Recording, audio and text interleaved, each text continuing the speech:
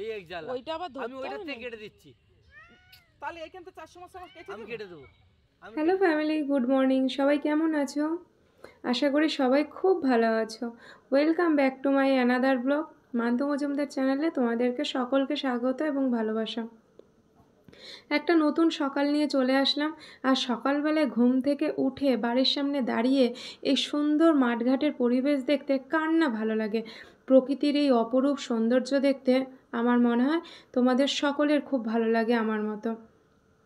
আজকে সকালে ঘুম থেকে উঠে যখন গেটের সামনে এসে দাঁড়ালাম, মানে মাঠে অল্প অল্প জল আছে, ছোট্ট ছোট্ট ধান গাছে চারা গাছ বেরিয়েছে, ভীষণ ভালো লাগছে। তাই এই অপরূপ প্রকৃতির সৌন্দর্যটাকে সাথে সাথে ক্যামেরাবন্দি করে নিলাম আমার বন্ধুদের সঙ্গে শেয়ার করার জন্য। ভীষণ ভালো লাগছে, তাই না বন্ধুরা? সকালবেলা ঘুম থেকে উঠে এরকম সৌন্দর্য দেখতে কার না ভালো লাগে। তো বন্ধুরা, প্রতিদিন কিন্তু কীরকম দেখা হয় না, কারণ প্রতিদিন সকালে আমি ঘুম থেকে এত তাড়াতাড়ি উঠি না। আজকে আমি তাড়াতাড়ি উঠেছি, তার কারণ হলো আজকে ডুগুর সকালে টিউশন আছে, সেই কারণে আজকে একটু তাড়াতাড়ি উঠতে হয়েছে। তো দেখো, ডুগুকে এখন টিউশন মাস্টারের কাছে দিয়ে আসবো, তো ওকে নিয়ে বেরিয়েছি। তার জন্যই আজকে সকালবেলায় তাড়াতাড়ি ঘুম থেকে উঠতে হয়েছে, ওকে ফ্রেশ করা, রেডি করা, তারপরে ওকে নিয়ে এখন টিউশন মাস্টারের কাছে যাচ্ছি। তো এই দেখো ডুগু যাচ্ছে। আর সকালের দিকে একটু ঠান্ডা পড়ে, আর ডুগুর যেহেতু একটু ঠান্ডার সমস্যা আছে বন্ধুরা, এই কারণে ওকে না সোয়েটারটা পরিয়ে দিলাম, কারণ ওর একটু ঠান্ডার সমস্যা আছে। যারা আমার আগের ব্লগসগুলো দেখেছো তারা অনেকেই জানো যে ডুগুকে নিয়ে প্রায় সময় আমার ডক্টরের কাছে যেতে হয়, কারণ ওর না একটু ঠান্ডার ধাঁচ আছে, সেই কারণে ওকে একটু সাবধানে রাখতে হয়। আর ইদানিং মানে একটু ঠান্ডাটা বেশিই বেড়েছে ওর, সেই কারণে ওকে না মানে একটু মানে কি বলবো, একটু না একটু ভালো যত্নেই ওকে রাখতে হয়। তার জন্য সকালবেলা যেহেতু ও পড়তে যাচ্ছে, এখন কিন্তু খুব বেশি টাইম হয়নি বন্ধুরা, এখন 6:30 কি 6:45 বাজে, তাই ওকে একটু সোয়েটার পরিয়ে দিলাম। আর আমিও গায়ে একটা হালকা চাদর দিয়ে নিয়েছি, কারণ সকালের দিকটা না হালকা ঠান্ডা লাগে। তো যাই হোক বন্ধুরা, এই দেখো ডুগুকে নিয়ে যাচ্ছি, আর ডুগুর ব্যাগটা আমার কাঁধে। আর ওই দেখো ডুগু পড়তে যাচ্ছে, চারিদিকে দেখতে দেখতে যাচ্ছে। ওকে পড়ার ওখানে দিয়ে এসে তারপর বাড়িতে অনেক কাজ আছে।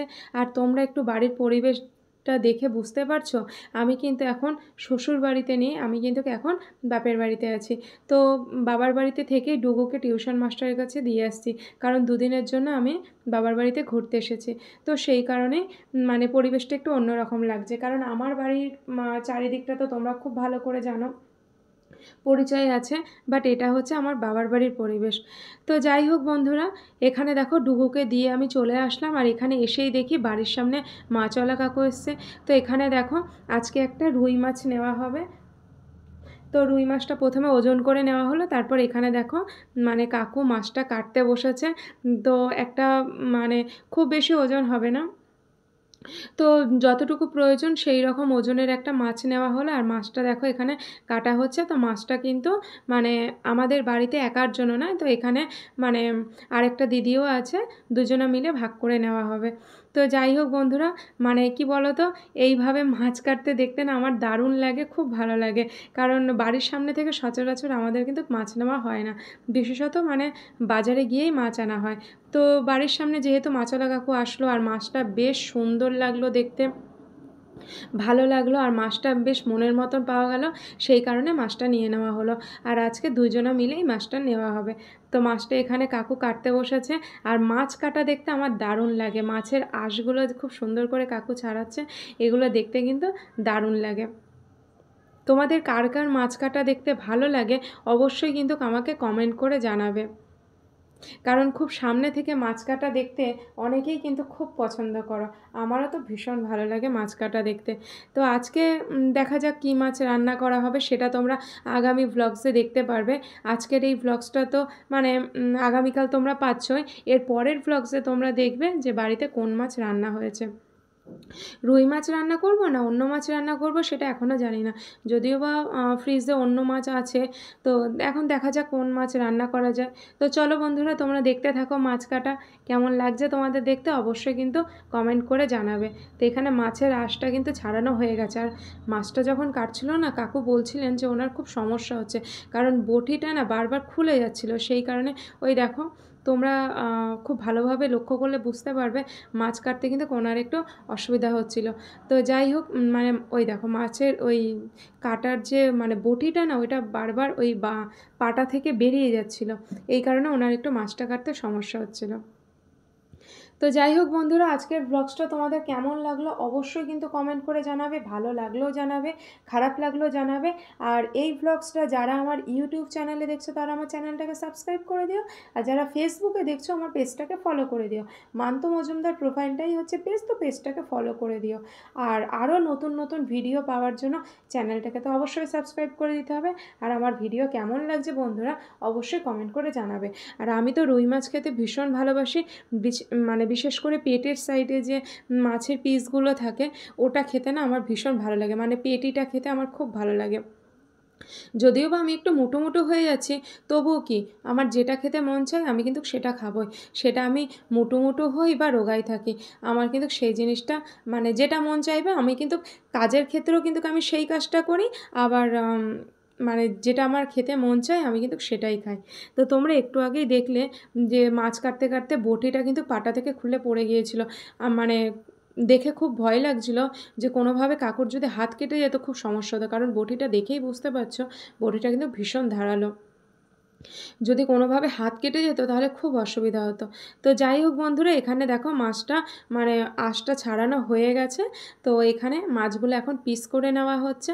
আর মা বাটিতে এখানে জল দিয়েছে মাছটা মানে ধুয়ে কাটার জন্য, মাছ কাটতে গেলে অবশ্যই জল লাগে। তো এখানে দেখো মাছটা ভালোভাবে কাটা হয়ে গেছে। আর আজকে এই মাছ কাটাটা দেখতে তোমাদের কার কার ভালো লেগেছে অবশ্যই কিন্তু কমেন্ট করে জানাবে বন্ধুরা। তাহলে বন্ধুরা ব্লগসটা কিন্তু অনেকটা বেশি বড় হয়ে গেছে, ব্লগসটা কিন্তু আর বেশি বড় করব না, ব্লগসটা কিন্তু শেষ করব।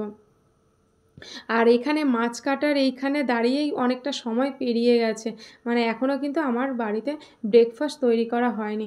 আর যতক্ষণ আমি মায়ের কাছে থাকি চেষ্টা করি মাকে একটু মায়ের কাজে সাহায্য করার, কারণ মা না একা আর পেরে ওঠে না, যতই হোক বয়স তো হচ্ছে না, তো একটু মায়ের কাজে আমি হেল্প করার চেষ্টা করি, পুরোপুরিভাবে না করতে পারলেও চেষ্টা করি মায়ের কাজে হেল্প করার জন্য। তো এখানে দেখো মাছটা কাটা হয়ে গেছে, তারপরে যে মাছের ভেতর থেকে যে তেলটা বেরিয়েছে না সেই তেলটাও কিন্তু নিয়ে নেওয়া হচ্ছে। আমি কিন্তু মাছের তেল খেতে খুব ভালোবাসি বন্ধুরা, তোমরা কে কে মাছের তেল খেতে ভালোবাসো আমাকে কমেন্ট করে জানিও। মাছের তেল আলু পেঁয়াজ দিয়ে ভাজা করে খেতে আমার তো ভীষণ ভালো লাগে, বোধহয় ওটা থাকলে আমার আর কোনো সবজি লাগবে না। মাছের তেল দিয়ে আলু ভাজা কি মাছের তেল দিয়ে বেগুনের মানে কি বলবো শুকনো শুকনো মাখা মাখা একটা তরকারি খুব ভালো লাগে খেতে। তোমরা কে কে খেতে ভালোবাসো অবশ্যই কিন্তু আমাকে জানিও। আর এতদিন ধরে আমার ব্লগস দেখছো, আমার ব্লগস তোমাদের কেমন লাগছে কমেন্ট করে জানিও বন্ধুরা।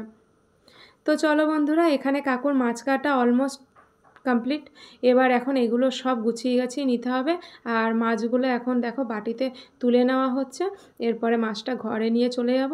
তো ব্লগসটাও শেষ করব, নেক্সট ব্লগসে দেখাবো যে মাছটা কি রান্না করলাম নাকি অন্য মাছ রান্না করলাম, সেটা জানতে গেলে ব্লগসটা দেখো। তাহলে এখনকার মতো টাটা।